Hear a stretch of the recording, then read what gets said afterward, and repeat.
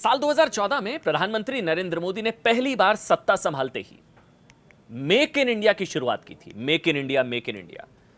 और प्रधानमंत्री नरेंद्र मोदी का संकल्प था भारत को मैन्युफैक्चरिंग हब में बदल देना। याद करिए, उस वक्त तो मतलब लग रहा था ये नेक्स्ट टू इम्पॉसिबल है। हर कोई कह रहा था, राजनीतिक विरोध भी हुआ था उसका। मेक इन इंडिया क्या होता है साहब? शुरुआत में ये कहा गया कि ये तो इम्पॉसिबल है, नामुमकिन लग रहा था। लोग सवाल पूछ रहे थे कि चीन पर डिपेंडेंस कैसे कम होगी। लेकिन सोचिए ना, 10 साल बेमिसाल शानदार कमाल मेक इन इंडिया का।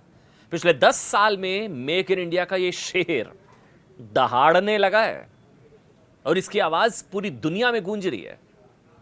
भारत के मेक इन इंडिया अभियान ने 10 साल पूरे कर लिए हैं। 10 साल। इस अभियान के जरिए भारत ने दुनिया भर में अपनी धाक जमाई। डिफेंस सेक्टर से लेकर वैक्सीन प्रोडक्शन तक ऐतिहासिक रिकॉर्ड्स बनाए हैं। मोबाइल मैन्युफैक्चरिंग में इतिहास रचने की तरफ आगे बढ़ा भारत। मेक इन इंडिया अभियान के जरिए भारत ने क्या किया, क्या दिया और आपको क्या मिला, और मोदी का ये मेक इन इंडिया का जो नारा था उसने कैसे कर दिया कमाल 10 साल, मैं आज आपको बताऊंगा। आज नए भारत में हर मिनट, हर सेकंड कुछ नया इनोवेशन हो रहा है, कोई नया स्टार्टअप शुरू हो रहा है। मेक इन इंडिया अभियान का ही नतीजा है कि आज भारत दुनिया का दूसरा सबसे बड़ा मोबाइल मैन्युफैक्चरिंग वाला देश बन चुका है। मोबाइल निर्माता बन चुका है भारत, दुनिया में दूसरा। 2014 में इसकी शुरुआत के वक्त देश में केवल दो फैक्ट्रियां मोबाइल मैन्युफैक्चरिंग करती थी। आपका ये आंकड़ा सुनकर दिमाग घूम जाएगा, सर चकरा जाएगा। सिर्फ 2 फैक्ट्रियां थी मोबाइल मैन्युफैक्चरिंग की। आज सोचिए कितनी। आज अब देश भर में 200 से ज्यादा फैक्ट्रियां मोबाइल बना रही हैं। 2 से 200, और इनमें एप्पल जैसी कंपनी भी शामिल है। इसके कारण दुनिया को भारत से मोबाइल निर्यात में 7500% की तेजी आई है। पिछले 10 वर्षों में भारत में मोबाइल फोन मैन्युफैक्चरिंग अपनी वैल्यू के हिसाब से 21 गुना बढ़ चुकी है।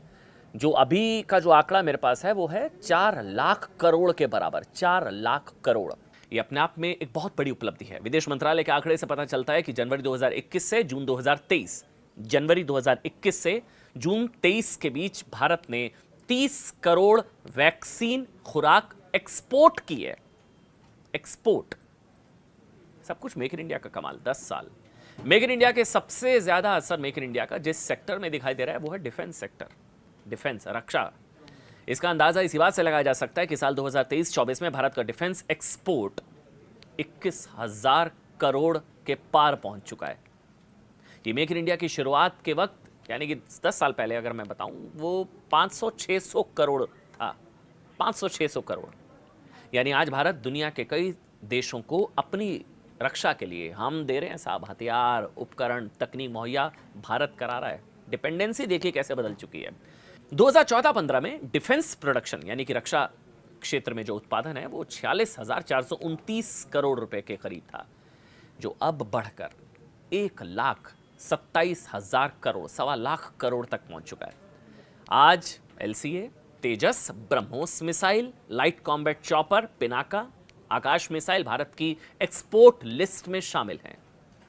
डिफेंस में मेक इन इंडिया की तरह स्टार्टअप भी अब मेक इन इंडिया की तर्ज पर नई ऊंचाइयां छू रहा है। स्टार्टअप साल 2014 में जहां इनकी संख्या 350 थी, वहीं अब आप एक बार को कल्पना करके देखिए, जो मैं आंकड़ा, क्या आंकड़ा बोलूंगा मैं, 350 थी तब, कितनी होंगी अभी? 1.5 लाख, 1,48,000, 1,48,000, 350 थी। सरकार की ओर से जारी किए गए आंकड़ों के अनुसार कुल स्टार्टअप में से 45% छोटे शहरों, टियर 2, टियर 3 सिटीज से उभरे हैं। 2014 के बाद से अब तक इनको 1 करोड़ से अधिक पेटेंट भी दिए गए हैं। ये नहीं साहब, भारत आज दुनिया भर के बच्चों के लिए, ना होता ना, चाइनीज टॉयज का बड़ा क्रेज हुआ करता था हमारे यहाँ। चीन के खिलौने, चीन के खिलौने। अब कैसी स्ट्राइक होती है, भारत आज दुनिया भर के बच्चों के लिए खिलौना एक्सपोर्ट करता है।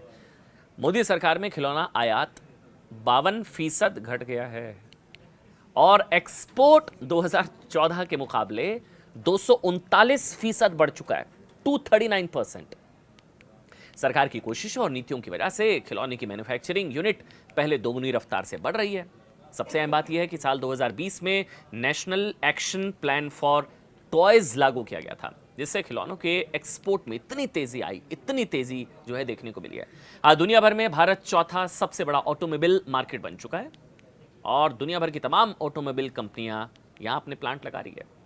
ये भारत में चौथा सबसे बड़ा रिन्यूएबल एनर्जी उत्पाद देश भी बन चुका है। फॉर्च्यून बिजनेस इनसाइट्स के मुताबिक भारत का इलेक्ट्रिक वाहन बाजार साल 2022 में $3.21 बिलियन का था, 3.21 बिलियन डॉलर। साल 2029 तक ये 113.99 मतलब 114 बिलियन डॉलर तक पहुंच सकता है। नीति आयोग और रॉकी माउंटेन इंस्टीट्यूट के मुताबिक साल 2030 तक भारत का ईवी इलेक्ट्रॉनिक व्हीकल वित्त उद्योग 50 बिलियन डॉलर तक पहुंच सकता है। ये तो कुछ आंकड़े हैं, सिर्फ समझाने और बताने के लिए, लिस्ट बहुत लंबी है। बस इन्हीं आंकड़ों को देखकर समझकर आप गौरवान्वित महसूस करिए कि अब आप भारतीय हैं, और भारतीय होने का मतलब मेक इन इंडिया, और मेक इन इंडिया का मतलब 10 साल बेमिसाल।